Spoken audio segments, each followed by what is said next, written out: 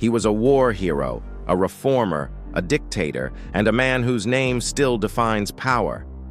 Julius Caesar rose from the chaos of the Roman Republic and changed the course of Western history. His victories made him a legend, but his ambition made him dangerous. Loved by the people, feared by the Senate, Caesar walked a razor's edge between glory and tyranny. His story is one of brilliance, betrayal, and a brutal end that echoed through empires. From Rome's dusty forums to the battlefields of Gaul, Caesar's journey reshaped a republic into an empire. But in the end, the man who seized control would pay the price for reaching too far. Born in 100 BCE to a patrician family, young Julius Caesar entered a Rome racked by political division. The Senate was corrupt, power-hungry elites clashed with populists, and violence often spilled into the streets. Caesar aligned himself with the populares, the party of the common people. His charm, education, and boldness quickly elevated him through military and political ranks. He survived civil unrest, kidnappings, and even political exile. But from the start, he made one thing clear. He wasn't content with ordinary power. Rome was broken, and Caesar wanted to rebuild it in his image. Caesar's true rise came with his conquest of Gaul, modern-day France and Belgium. From 58 to 50 BCE, he led brutal and brilliant campaigns, crushing tribal resistance and expanding Rome's borders.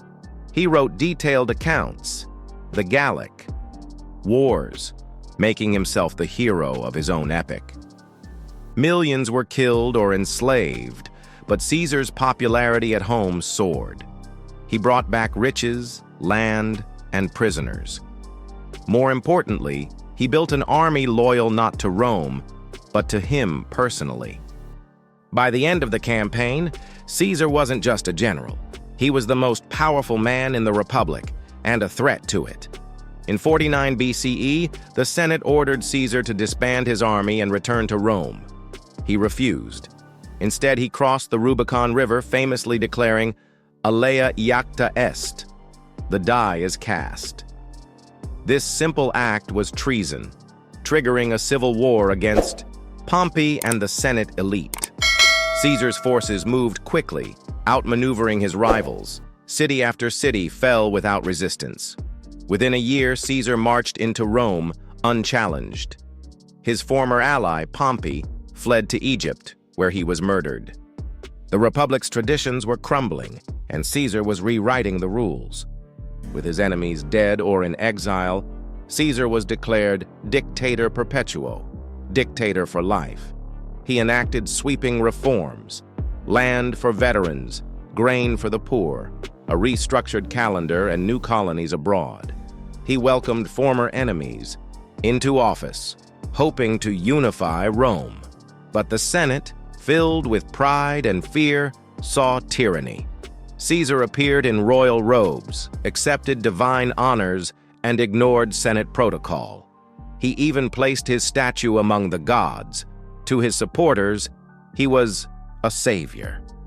To his enemies, he was a king in disguise, and Rome had no place for kings. On March 15th, 44 BCE, the Ides of March, Caesar walked into the theater of Pompey for a Senate meeting. Waiting inside were over 60 conspirators, including Brutus, whom Caesar considered like a son. As he sat down, they attacked. Blades flashed, blood spilled, and Caesar fell with 23 stab wounds. According to legend, his final words were, "Et tu, Brute? Even you, Brutus?" The dictator was dead. The conspirators thought they had saved the Republic. Instead, they plunged it into more chaos. The assassination didn't restore liberty. It shattered stability. Caesar's death left a power vacuum. Riots broke out in the streets of Rome. His adopted heir, Octavian, joined forces with Mark Antony to avenge him.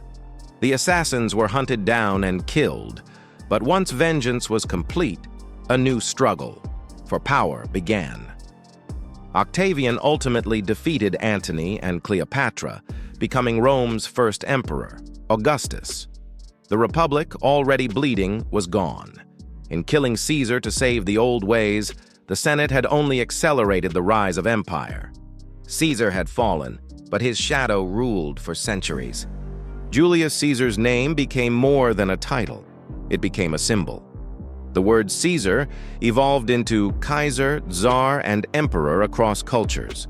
His reforms shaped the Roman Empire, and his life became a warning about ambition, charisma, and unchecked power. Was he a tyrant or a visionary? A traitor or a savior? Historians still debate. But one truth remains. Caesar didn't just change Rome. He ended one world and began another. The Republic may have died with him, but Caesar himself became eternal.